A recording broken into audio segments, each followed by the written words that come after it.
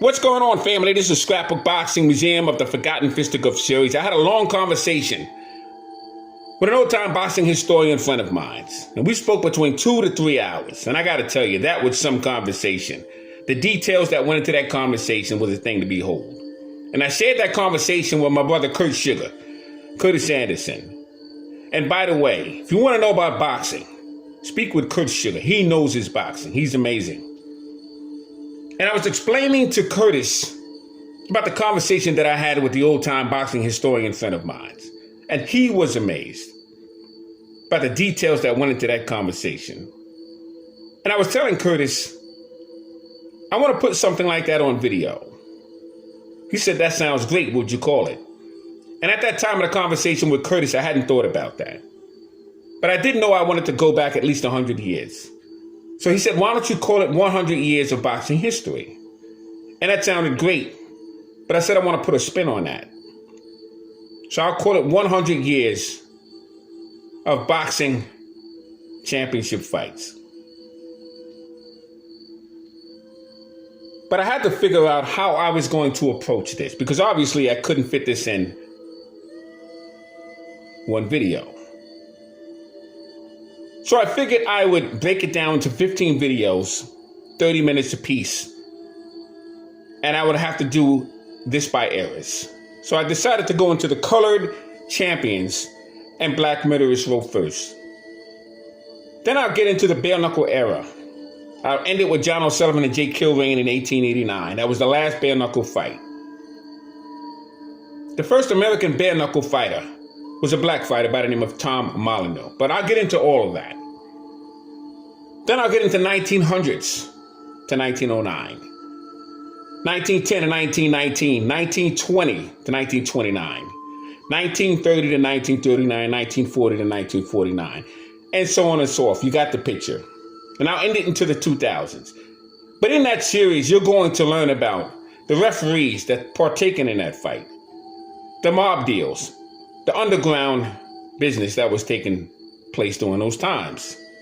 You're going to learn about the ducking that took place, the mob ties. For example, Mickey Walker fought Tiger Flowers in 1926. And Mickey Walker was tied to Al Capone. Walker was from Elizabeth, New Jersey.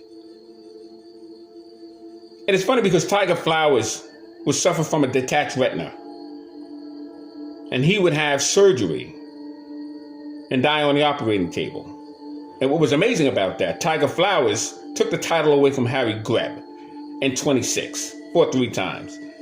And Harry Greb would suffer from an eye injury for 47 fights. He fought Kid Norfolk. But he would have surgery in his eye and die on the operating table. And Harry Greb was a bodyguard for Tiger Flowers that night of the fight and the day after, because he wanted to make sure that Tiger Flowers was well protected. Both these men would die on the operating table. So we're going to get into boxing. Real boxing. Going to start out with the Coloderd champions and the Black Murderers Row. So stay tuned for this 15 video fight series. Now you had 2 black heavyweight champions, 13 colored heavyweight champions. There's a difference, and I'm going to explain why. You had 2 black light heavyweights, but 2 colored light heavyweight champions. They fought 4 times. 13 colored middleweight champions and 4 colored welterweight champions. One of the fighters was Coco Kid. He was champion twice. Lost his title eventually to Charlie Burley in 1938. You had 4 colored lightweight champions. You had Leo Patterson and Nobby Joe Gans and others. And then you had 8 members of the Black Murderers Row. Now let me explain about the Black Murderers Row. 1929 New York Yankees had 6 hitters. And it was a 6-man lineup that consisted of Babe Ruth and Bob Newser, Earl Combs and Tony Lazzari, Mark Cohen. And they were chewing up the division. So a screenwriter by the name of Bud Schulberg noticed that the black fighters were not getting their just due. There was 8 men in particular that he took interest in. And he saw that they would be inducted and avoided, not given the opportunities. They were involved in set-up fights in which they had to throw certain fights. And these men consisted of the Black Dynamite, Eddie Booker, Coco Kid, Lloyd Marshall and Holman Williams, Little Tiger Aaron Wade, Young Joe Louis, who was Jack Chase, and Charlie Burley. He had a fighter by the name of Elmer Violent Ray. He fought Obi Walker, who was also a colored heavyweight champion, when he dethroned George Godfrey. Fought Obi Walker 13 times. He had Izzy Charles, who was in a ring with Archie Moore 3 times, defeated him 3 times. Charlie Burley twice and defeated him twice. He would finally get an opportunity in 1949. But I gotta tell you something. Izzy Charles was a hell of a fighter, along with the rest of the fighters that I'm going to be mentioning in this series. So let's take a look at the colored division and the Black Murderers Row. Now, Charlie Burley, who was a member of the Black Murderers Row, had 18 total bouts with the Black Murderers Row. 11 wins, 6 losses, 1 draw, and 3 knockouts. He had Holman Williams, who had the most, 35 fights, 16 wins, 15 losses, and 4 draws. Lloyd Marshall had 9 total bouts, 3 wins, 5 losses, and 1 draw. Eddie Booker, 6 total bouts, 2 wins, 3 losses, 1 draw, and no knockouts. Aaron Little Tiger Wade had 10 total bouts, 2 wins, 7 losses, 1 draw, no knockouts.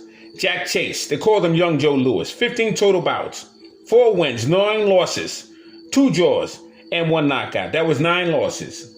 Burt Littell, 10 total bouts, 6 wins, 3 losses, 1 draw, and 1 knockout. Coco Kid, he had 21 total bouts with the Black Murderers Row, 10 wins, 8 losses, 3 draws, no knockouts. And we look at Archie Moore and Jimmy Bivens. They were in the ring together 5 times.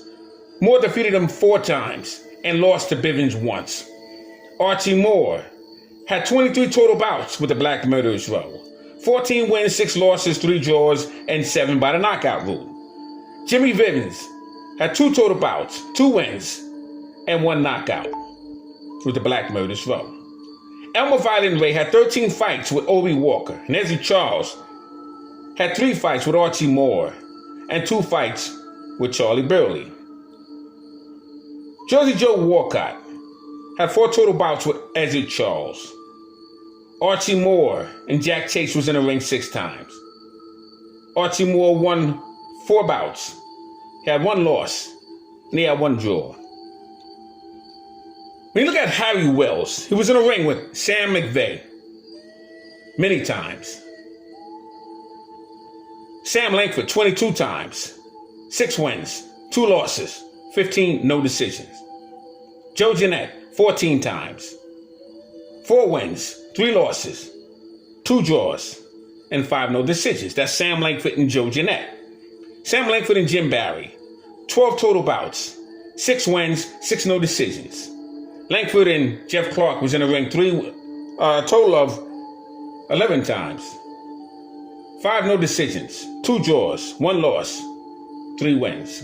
Langford was in the ring with Sam McVeigh. 4 wins, 2 losses, 4 draws, and 5 no decisions. Sam Langford found himself in the ring with battling Jim Johnson, 11 total bouts, 9 wins, and 2 no decisions. Jack Johnson was in the ring with Joe Jeanette 10 times, 2 wins, 1 loss, 2 draws, and 5 no decisions. Now, those of you who know me know that when I do these videos, I speak at the top of the head. I don't read anything, I don't look at anything. So to prepare myself for this video and this fight series, I took 2 weeks out of my time and studied my old scrapbooks record books from all over the world, encyclopedias, studied hundreds of hours of fight films, so I can give you specific details. So look out for this fight series from the Museum of the Forgotten Fisticuffs series. Now let's take a look at the colored division. Right now we're looking at the colored heavyweight division. Charles A.C. Smith, his name was the Black Thunderbolt. He was born May 3rd, 1860, Macon, Georgia. He died October 1st, 1924. He was 64 years of age at the time of his death, and he would reside in Buffalo, New York. Stood 5'11.5" and he weighed 170 pounds. Now by 1884, Smith had fighters that he was in line with to face. 4 fighters such as the Black Dynamite Harry Woodson. He was born January 1st, 1858 in Cincinnati, Ohio. He died September 20th, 1887 in St. Paul's, Minnesota. He stood 5'7.5" and he was 29 years of age at the time of his death. Smith would also be in the ring with the Harlem Kid Coffee. They call him the Harlem Coffee Cooler, Frank Craig. He was born April 1st, 1868 in Columbus, Ohio. He died January 1st, 1943 in Harlem, New York. He had a fighting career record of 143 bouts, 76 wins, 50 losses, 49 by the knockout route. And he would be stopped 17 times. He would fight Professor Charles Hadley. Hadley was born September 30th, 1846. And he died in Nashville, Tennessee. June 28th, 1897, St. Paul, Minnesota. Stood 5'9" and he was a heavyweight. Now, while making his tour in 1896, he would have many exhibitions and face fighters such as Professor Charles Hadley. Fought him in Bridgeport, and he stopped him in 9 rounds. It was a bare knuckle fight. It was an amazing match. Neither man could breathe. And Hadley had broken his right thumb. But he continued fighting. And Charles Smith would take him out in 9 rounds. He would knock out Abe Brown in Albany, New York in 10 rounds. Steve Williams in Hudson, New York in 4 rounds. Jack Stewart in Canada 4 rounds. And Bob Taub in Norfolk, Virginia in 6 rounds. He'd be in the ring with Steve Taylor, Brooklyn, New York, 14 rounds. And Frank Craig, the Harlem Coffee Cooler in 2 rounds. He would even find himself in a ring with a Jewish star by the name of Joe Chowinski, who was a heavyweight. He'd fight Little Chocolate, who was known as Boston George. His name was George Godfrey. And he would fight him in 6 rounds. George Godfrey would become champion. But he also fight Joe Butler, Philadelphia, stopped him in 2 rounds. The Brooklyn Strong Boy in 1 round, and Marv Thompson in 3 rounds. Mike Green in 29 rounds with gloves, Boston Athletic Club. Peter Mayhaw, 6 rounds in Buffalo, New York, June 20th, 1882. Fitz would find himself in the ring with Morris Grant, who was born May 11th, 1845, St. James Island, South Carolina. He died May 23rd, 1915. He was 70 years of age at the time of his death, and he would reside in St. James Island in South Carolina. He stood 6'1.5". He was a heavyweight. Fought Professor Charles Hadley 7 times, won 1 and lost 6. Charles Hadley was a champion January 14th, 1881. He defeated Morris Grant in 3 rounds. Now, George Coffey, they called him Little Chocolate. He was a champion February 23rd, 1883. He defeated Charles Hadley in 6 rounds. They called him Old Chocolate and Boston George. He was born March 30th, 1853 in Charlotte's own Prince Edward Island in Canada. I always have problems saying that. He died October 17th, 1901. He was 48 years of age at the time of his death, and he would die in tuberculosis. Born Massachusetts. Stood 5'10.5". He was a heavyweight and fought from 1879 to 1896. He would lose his crown to the Black Prince, Peter Jackson, who was born July 3rd, 1861, in Christopher's U.S. Virgin Islands, St. Croix. He died July 13th, 1901, Sydney, New South Wales in Australia. He was 40 years of age at the time of his death. He stood 6 foot 1.5 inches, then he had a 77-inch reach. He had a record of 78 total bouts, 42 wins, 5 losses, 29 knockouts. He was stopped 3 times and had 3 draws. Very controversial career the Black Prince, Peter Jackson, would have. Fought from 1882 to 1889. He had a cousin by the name of Peter Felix, another very good heavyweight.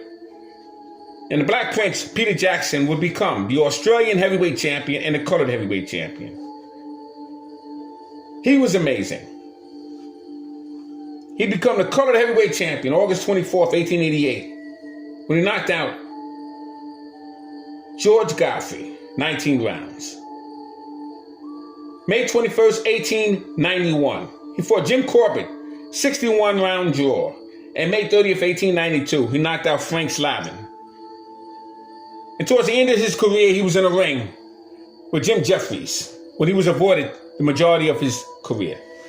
And what was amazing was that George Godfrey had somewhat of a verbal contract with John O'Sullivan to face him, and John O'Sullivan would call him, or some would telegraph him, or telegram him and tell him that we hold off on this fight. So while that was happening, George Godfrey's people got a hold of the Black Prince, Peter Jackson, and they made the fight. And then John O'Sullivan would telegram him back, stating, "I thought you were going to accept my offer." And it goes down in history as George Godfrey avoided John O'Sullivan, who gave him an opportunity. But if you study your history, you'll understand that John O'Sullivan had already drew the color line. He would never fight a black fighter. And that's the way that went. Now, Peter Jackson would vacate his title, and Bob Armstrong, who was a sparring partner for Jim Jeffries, Jack Dempsey, and Bob Fitzsimmons, among many others, who was born September 4th, 1873 in Rogersville, Tennessee. He died January 5th, 1933 in Washington District of Columbia. He was 59 years of age at the time of his death. He stood 6 foot 4 inches and he had a 79-inch reach. He had a total bout career of 33 fights, 17 wins, 10 losses, 15 knockouts, and he was stopped 5 times. He had 5 draws, fought from 1894 to 1904. He also sparred with Tom Sharkey. They called him the Sailor Man. But he was some fighter. September 23rd, 1909. Fought Black Fitzsimmons, called him Kid Monday, stopped him in 1 round. June 10th, 1903, Denver Ed Martin 3 times. 1 win, 1 loss, and 1 draw. Fought Charles Strongboy for the vacant colored heavyweight championship belt by Peter Jackson, who vacated it after he defeated in 19 rounds George Godfrey. You have a fighter by the name of Frank Childs. They called him the Crafty Texan. He was born July 17th, 1867 in Texas. He died in Chicago, 1934. He was 66 years of age at the time of his death. He would stand 5 foot 9.5 inches. He was a heavyweight and fought from 1892 to 1911. He had a fighting career record of 60 total bouts, 42 wins, 8 losses, 25 knockouts, and he was stopped 2 times and had 8 draws. He defeated George Byers, 1 win, 1 loss. Chicago's Jack Johnson, Dan Freeman, Joe Walcott, and Joe Torinski. Yes, Chicago Jack Johnson was an actual fighter. Fought him twice and defeated him twice. He was defeated by Jack Johnson, who was Little Arthur. They called him the Galveston Giant. Tom Stockton, Denver Ed Martin, Charlie Strongboy, and Bob Armstrong twice. Klondike Haynes and George Grant twice. George LeBlancy, he defeated twice. George LeBlancy, who was a middleweight champion for about 10 minutes after he entered the pelvic punch with Nonpareil, Jack Dempsey. Frank Childs would also find himself in a ring with Joe Butler. Now, LeBlancy would pick up Childs by the waistline, body slam him, and kick him in the back. Childs would recover. And halfway of the count, he would pick up LeBlancy, put him in a full Nelson, and he would break his arm.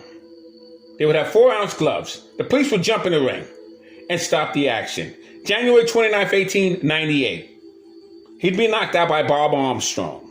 Bob Armstrong could hit like a mule's kick.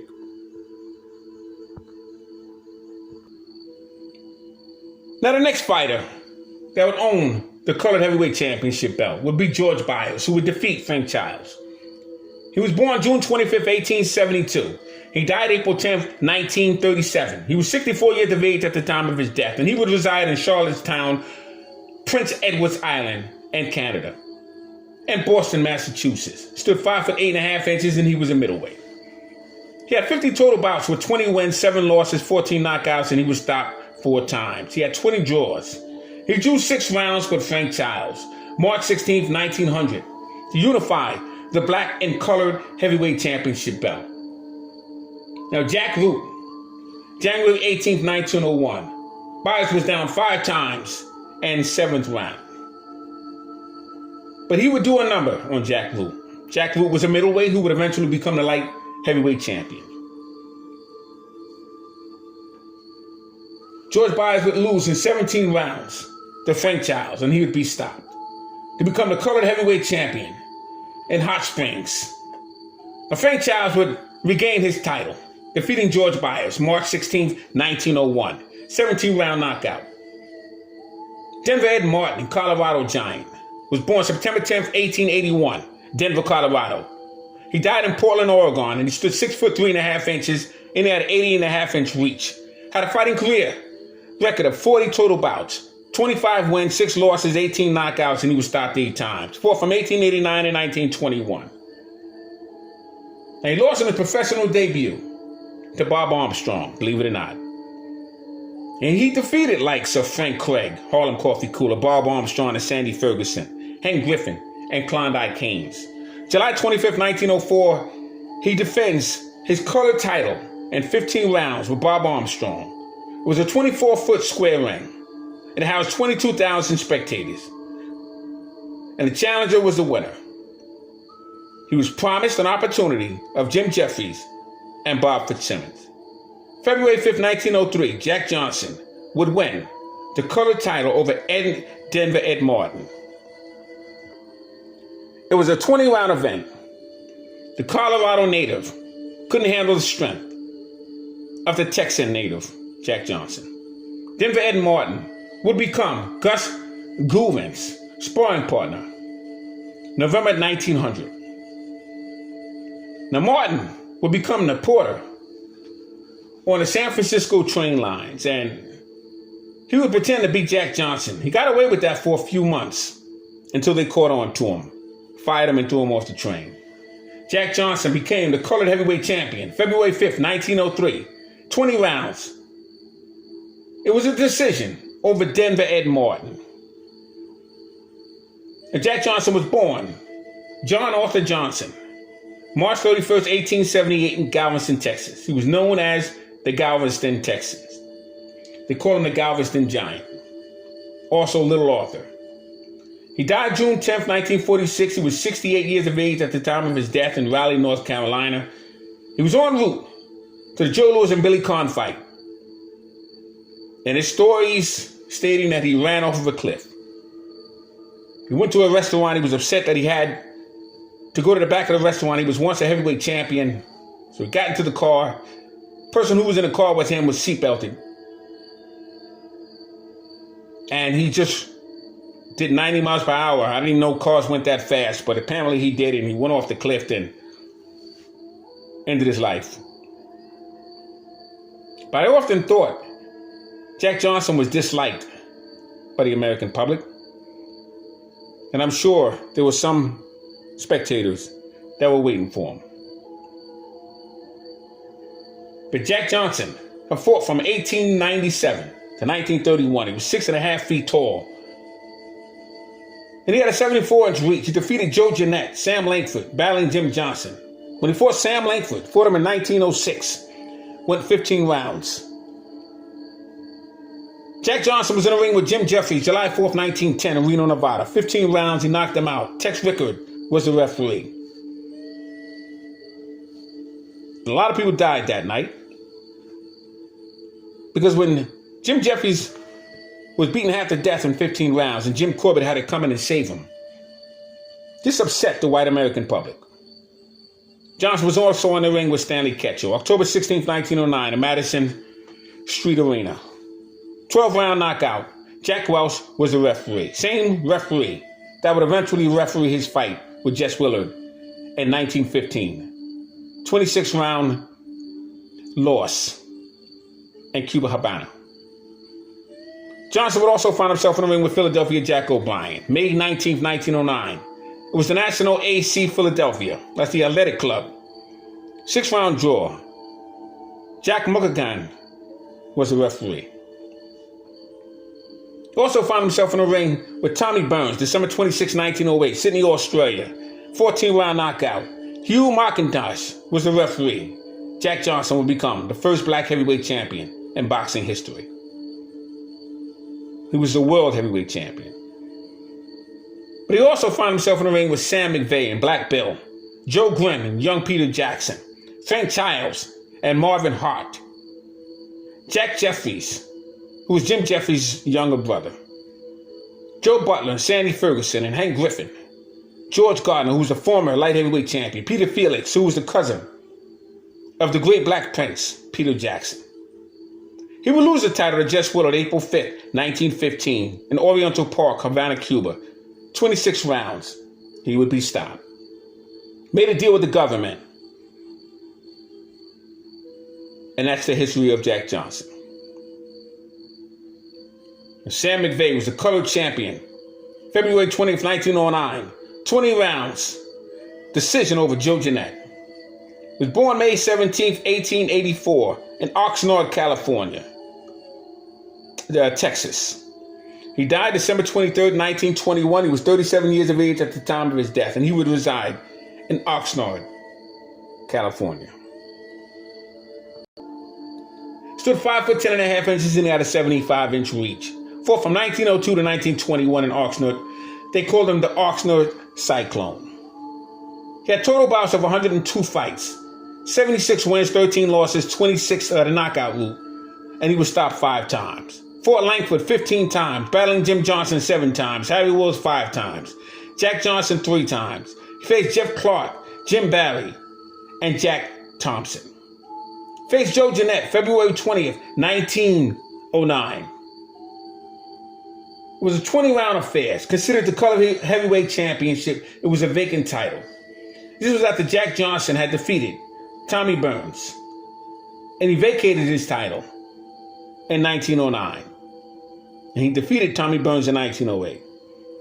April 17, 1909, he lost the colored title in 49 rounds to Joe Jeanette. I'm speaking of Sam McVeigh. It was 2 hours and 24 minutes. $6,000 purse. I have that fight in my top 2 greatest heavyweight championship fights in boxing history. It's overlooked. 49 rounds. 47 knockdowns. One of the most bloodiest, no oxygen, brutal fights in boxing heavyweight history. Joe Jeanette was a colored champion April 17th, 1909 over Sam McVeigh. He was born August 26, 1879 in North Bergen, New Jersey. He died July 2nd, 1958. He was 78 years of age at the time of his death, and he would reside in Union City, New Jersey. His name was Jeremiah Jeanette. Stood 5'10" and he had a 74-inch reach. Had a fighting career of 104 total bouts. 83 wins, 10 losses, 69 knockouts, and 10 draws. He was in the ring with fighters such as John Lester Johnson, Bill Tate, Sam Langford, battling Jim Johnson, Harry Wills, George Carpentier. They called him the Orchid Man. He was a light heavyweight champion. Black Bill, Jeff Clark. They called him the Joffling Ghost. George Kid Cotton. Sam Langford was the color champion 5 times. September 6, 1910. April 8, 1912. Sam Langford, May 1st, 1914. Harry Wills, November 26, 1914. June 29, 1915. May 1st, 1917 with Bill T. Amazing career Sam Langford would have. Now, Bill Tate was a colored champion, January 25th, 1917, against Sam Langford. He was born November 5th, 1893, in Montgomery, Alabama. He died August 10th, 1953. He was 59 years of age at the time of his death. He resided in Chicago, Illinois. Stood 6 foot 6 inches and he had an 81-inch reach. He was a heavyweight. His name was William George Tate. Now he was a corner man, along with Joe Chip, who's the brother of George Chip, who's a middleweight champion of the world, taking his middleweight championship belt from Frank Klaus. With Joe Chip was the chief second in the corner. And this is Jack Dempsey. And Harry Wiley Sr. was a water boy at that time for Jack Dempsey. It was in the Jack Dempsey-Jess Willard fight, 1919. On January 2nd, 1922, Bill Tate defeated colored heavyweight champion Harry Wills. It was the first round disqualification. He had a fighting career at 53 total bouts, 27 wins, 20 losses, 22 knockouts, and he was stopped 11 times. He was in a ring with Bearcat Wright, Cecil Seal Harris, Tut Jackson, and George Godfrey, Roughhouse Ware, Kid Norfolk, Harry Wills, Jack Thompson, George Kid Cotton, Joe Jeanette. George Godfrey was the colored champion. November 8th, 1926, he lost it to Larry Gans. Larry Gans was from Canada. Now, how George Godfrey even got that title?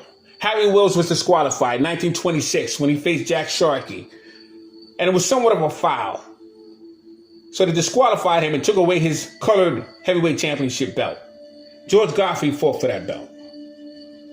His name was Fabe Sylvester Williams. He was born January 25th, 1897, Mobile, Alabama. He died August 13th, 1947. They called him the Leaperville Giant because he was the Leaperville, Pennsylvania.